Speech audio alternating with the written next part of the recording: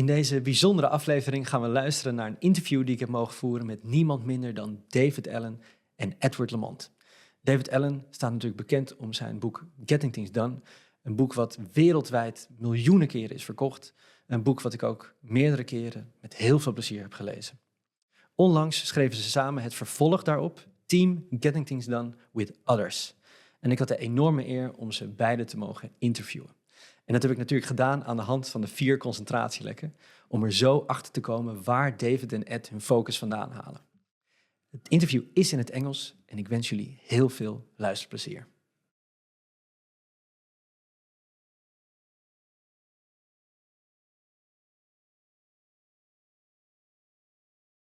Okay, let's start. We start with the first concentration leak, and we call that the level of engagement. When something is too boring or goes too slow, your mind will wander off more quickly than, for say, you think something is very exciting or cool or even very stressful. So what kind of tasks or project or themes do you prefer, or do you have a natural, very high engagement for? You know, I probably get most engaged when I'm writing. That's fun. Time disappears when I do that. Writing is the thing that really lights me up. I find it very challenging to get into that zone. But once I'm there, it's kind of an unparalleled experience. Do you have some tactics to increase the engagement a little bit? Finish it quick, so I can get on to other stuff. If it's something that I have to do, getting it done as efficiently and effectively as I can gives me the reward of having completed it. I've learned that I need to take it quite seriously. It doesn't tend to show up in the way that I like it. If the door's open, people are walking through, dogs are barking, whatever. So I've started to when I really want to do it, I put on some headphones. There's a particular piece of music which is kind of like no music at all. It's just tones.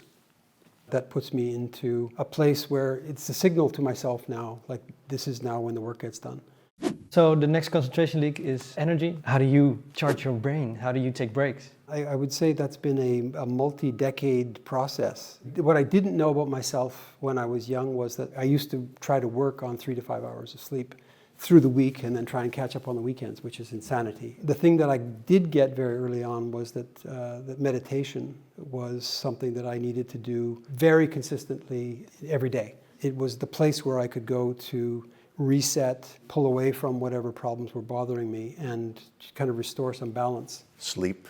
I love sleep. I started taking naps, anywhere between a 20-minute or an hour nap. That always helps. There's a nutritional component for me, again, which I got wrong for so many years that I can barely believe that I still sit here.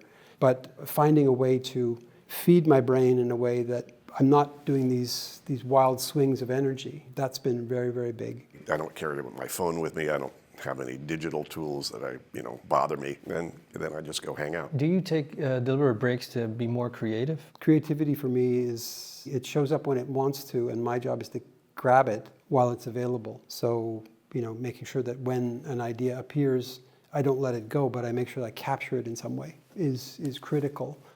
Third concentration leak is internal stimuli, our own thoughts, the ideas, the tasks, the projects, all the emotions that pop up on random times can be very distracting. Of course, this is a subject that you know a lot about. Can you maybe say something about how your current system looks like on keeping an empty brain, for say? I'm a practitioner of something called Getting Things Done, which was developed by my friend and mentor, David Allen. Yay. So what I'm trying to do with those things when they show up is make sure that they are very quickly no longer in my mind. It's not that they're not useful, they're just not useful when they show up. So when I'm being distracted by my own brain, I need to work out, well, what do I need to do about this in order to get myself back to being present in the here and now? My system is pretty simple. It's been pretty much the same thing. I just have capture tools with me all the time at my desk. Still the pen and paper? Pen and paper. Can't beat that. For people who are pretty stubborn about keeping everything in their brains, why is it so important to have an empty brain?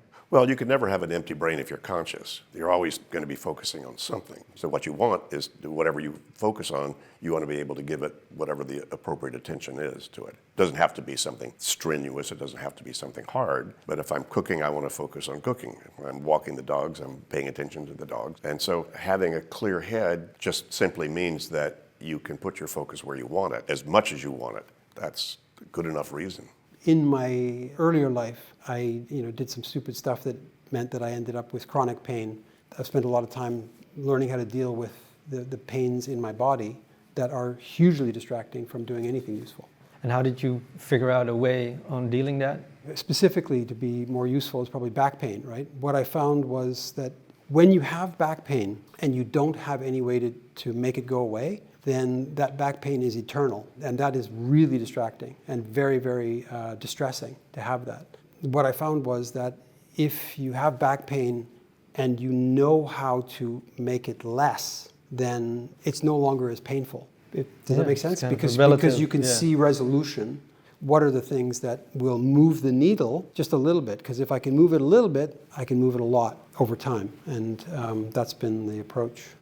The last concentration leak, external stimuli, all the people around us, the emails, the notifications, of course, very distracting. And what kind of environment do you like to work at when you really have to get going, when you really have to focus? I would say there's two answers to the question. So for a particular kind of work, I need to reduce my stimuli dramatically. And for another kind of work, it's fine for me to be sitting in a cafe, hotel lobbies, because it's another version of no stimulation, because none of it really matters. There's machines going, there's people talking, there's so much, there may be some light background music, and inside of that, there's a quiet place.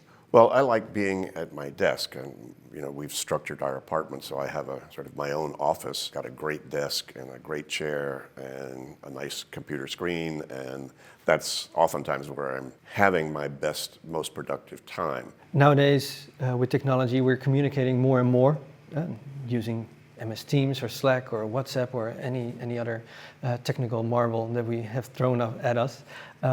What's your take on this subject about the amount of communication that we are doing?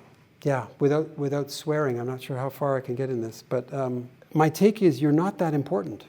You're not that important that you need to be consulting your device as often as most people seem to be these days, right? So it's okay to disregard the communication for as long as you can.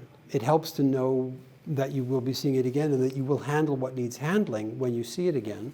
And that takes some skill. But I think what we're seeing right now is an explosion of, the word that comes to mind when I see it is narcissism. It's an obsessive focus on myself, which leads me to think that I have to be communicating all the time to exist. In my observation, isn't leading anywhere good. It's a serious pain, what I call channel creep.